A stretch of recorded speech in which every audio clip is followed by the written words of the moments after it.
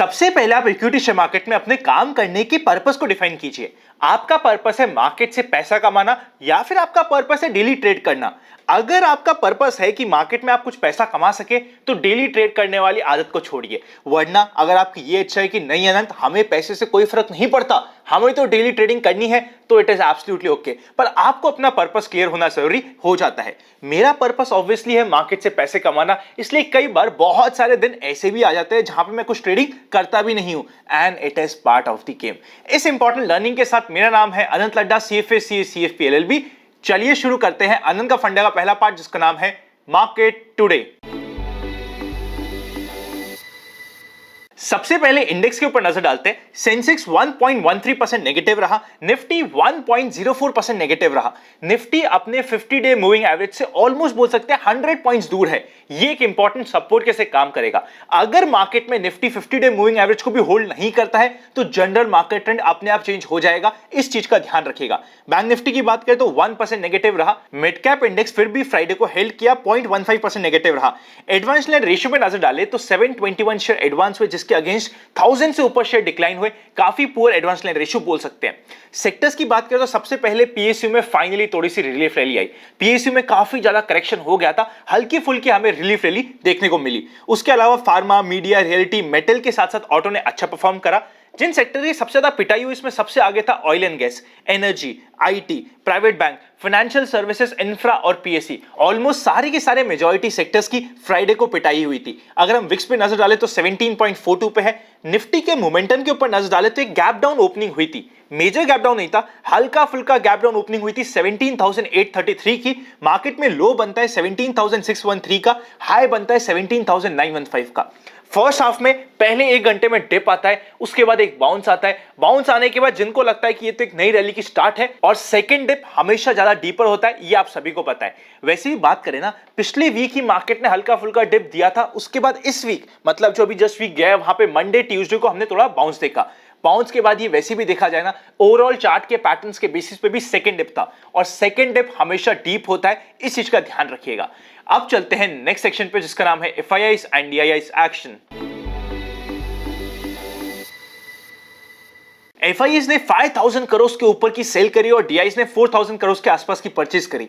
FIIs की तरफ से जो सेलिंग का प्रेशर है वो रुक ही नहीं रहा है। इवन ऑप्शंस और फ्यूचर्स में बात करें, FIIs की पोजीशन ज्यादा अट्रैक्टिव नहीं है, हम न्यूट्रल से नेगेटिव पोजीशन बोल सकते हैं। अब चलते हैं नेक्स्ट सेक्शन पे, जिसका नाम है viewers query.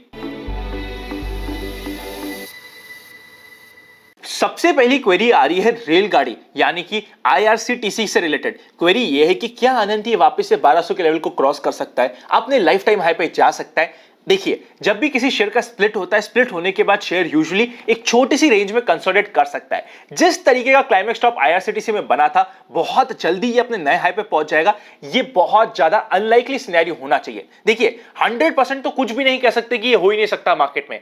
Anything and everything can happen in the market, but हम बात करते हैं प्रोबेबिलिटी की, तो प्रोबेबिलिटी बहुत कम होने वाली है कि IRCTC वापस से जल्दी से 1 दिन 2 दिन 5 दिन में अपने नए हाई तक पहुंच जाए। इसकी प्रोबेबिलिटी बहुत कम होने वाली है।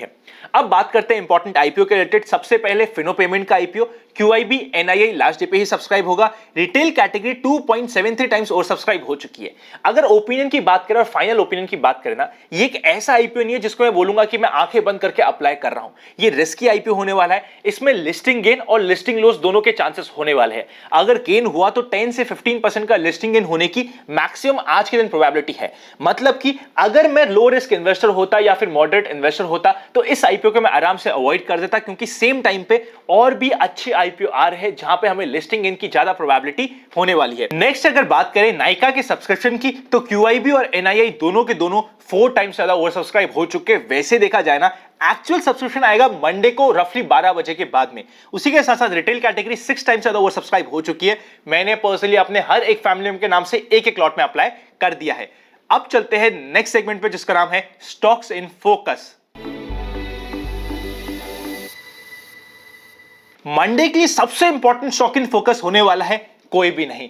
जिस लेवल पे हम मार्केट में आज के दिन, सबसे पहले अगर मैं मीडियम टर्म पर्सपेक्टिव के लिए बात करूं, मैं भाग के कुछ भी बाय नहीं करूंगा। एटलीस्ट 1 से 2 दिन मार्केट को देना इंपॉर्टेंट हो जाता है। उसी के साथ साथ अगर ट्रेडिंग पर्पस के लिए कुछ बाय करूंगा भी, छोटे छोटे टारगेट के लिए। देखिए, मार्केट अभी आज के दिन ओवरसोल्ड है, बाउंस आ सकता है। अगर मैंने कुछ बाय किया भी, स्ट्रिक्ट स्टॉप लॉस, बहुत ही छोटा स्टॉप लॉस और बहुत ही छोटे टारगेट के लिए आज के दिन टारगेट करने वाला हूं। साथ ही साथ सपोज करते कुछ ऐसी पोजीशन थी जो मेरे कंट्रोल के बाहर थी, उससे रिड्यूस करना किसी भी बाउंस पे इंपॉर्टेंट हो जाता है। अब चलते हैं नेक्स्ट सेगमेंट पे जिसका नाम है general market trend. General market trend अभी भी अप ट्रेंड में है और number of volume distribution days का काउंट है 4।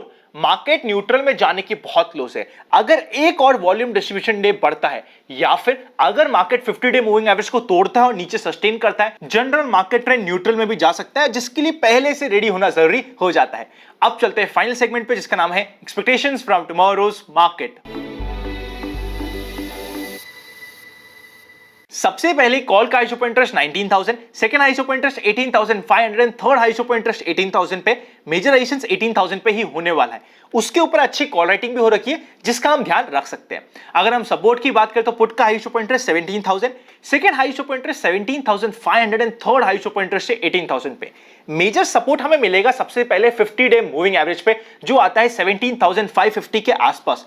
इसको अगर मार्केट ने तोड़ा तो मार्केट की वीकनेस और भी बढ़ सकती है। पुट कॉल रेशियो की बात करें तो 0.75 पे बहुत ज्यादा ओवरसोल्ड हो चुका है। छोटे मोटे बहुत ही जल्दी बाउंस हमें मिल भी सकते हैं। अब अगर बात करें मार्केट की, थोड़ा सा शांत रह के, हर दिन ट्रेड ना करके थोड़ा सा शांत रह के काम करना जरूरी हो जाता है। साथ ही साथ अगर अभी तक आपने दिवाली वाला वीडियो नहीं देखा है ना, देख लीजिएगा, आपकी रेफरेंस के ऊपर आई बटन पे लगा दिया है। दिवाली टिप वाले वीडियो में हमने इतने डिटेल में बात करी है इसी बारे में जो आपके लिए आज के दिन जरूरी है। हो सकता है उस वीडियो के कुछ पॉइंटर्स आपको पसंद ना आए, पर वो सारे के सारे आपके लिए आज के दिन इंपॉर्टेंट होने वाले हैं। वीडियो अच्छा लगे तो लाइक करे बिना मत जाइएगा। अगर अभी तक डीमैट नहीं है तो डिस्क्रिप्शन में डीमैट अकाउंट ओपनिंग्स और प्राइवेट चैनल पर चुनने का प्रोसेस मिल जाएगा। अब फाइनली मैं आपको देता हूं YouTube की अपडेट। ऑलमोस्ट 1 महीने पहले मोनेटाइजेशन इन्वेस्ट आज फॉर कल के चैनल पे बंद हो गया था। मोनेटाइजेशन बंद हुआ था, उसी के साथ साथ मेंबरशिप भी पॉज हो गई थी YouTube की तरफ से। फिर भी पिछले 1 महीने में आप सभी के सपोर्ट और प्यार की वजह से एक भी दिन ऐसा नहीं गया जहां पे इन्वेस्ट आज फॉर कल के चैनल पे एक वीडियो अपलोड ना हुआ। एक तो हुआ है, वैसे देखा जाए तो यूजुअली एक से ज्यादा ही अपलोड हुए। इसीलिए आप सभी के सपोर्ट को वापस से मैं थैंक यू बोलता हूं।